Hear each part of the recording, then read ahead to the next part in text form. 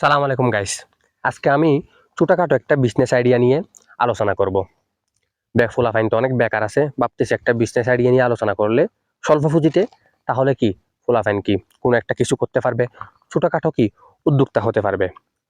তো বিষয়টা হচ্ছে আমাদেরকে প্রথমে কোনো শোরুম থেকে কিস্তিতে একটা 50,000 টাকা দামের কি ফ্রিজ নিতে হবে, অথবা কোনো ধরনের কি ইলেকট্রনিক্স আমরা নিব কিস্তিতে।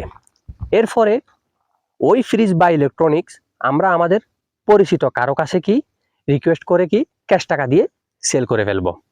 এই ক্যাশ টাকা দিয়ে সেল করার পরে আমাদের হাতে এখন কি ক্যাশ 50,000 টাকা আছে। এটা দিয়ে আমরা ছোটখাটো কোনো ব্যবসা করতে পারি, যেমন মাছের ব্যবসা ছোটখাটো, এরপরে বাচ্চাদের খেলনার ব্যবসা, ফুচকার দোকান, পানের দোকান, এরকম ছোটখাটো কোনো ব্যবসা করব, ওপেন করব।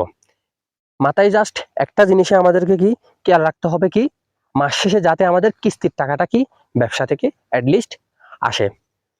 এভাবে যা কয় মাস যায় কিস্তির টাকাটা যখন পরিশোধ হয়ে যাবে তাহলে কি ওই 50,000 টাকাটি পুরোটাই কি বা পুরো ব্যবসাটাই কিন্তু কি তখন তোমার নিজের হয়ে যাবে। এভাবে কিন্তু চাইলে কিন্তু কি যে কেউ খুব সহজে আরেকজনের টাকা দিয়ে পুঁজি কাটিয়ে নিজেই একজন কি ছোটখাটো উদ্যোক্তা হয়ে যাওয়া যায়। তো আপনারা আবার মনে করিয়েন না যে আমি ব্যবসা বাণিজ্য করে এরকম করে অনেক টাকার মালিক হয়ে গেছি। আমিও 7-8 বছর ধরে ছোটখাটো অনেক ব্যবসা বাণিজ্য করছি, লস খাইতে খাইতে খাইতে খাইতে একদম নিজেও কি মারা খাইছি। তো ভাবলাম আমি হইতে পারিনি ছোটখাটো উদ্যোক্তা, বাচ্চাদেরকে কি একটু পরিচিতদেরকে কি একটু বুদ্ধি টুদ্ধি দিয়ে দেখি তারা কোনো ধরনের কি কিছু করতে পারে কিনা। হয়তোবা আমি হতে পারি নাই বড় কোনো উদ্যোক্তা বা ছোটখাটো কোনো উদ্যোক্তা, তারা হয়তোবা আমার পরামর্শে ছোটখাটো কোনো উদ্যোক্তা হতে পারে।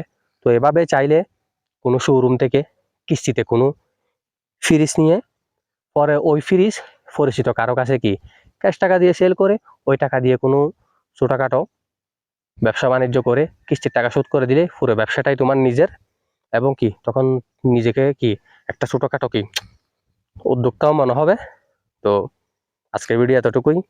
ভালো লাগলে ব্যবসা আজ থেকে কি ওপেন করে দিন।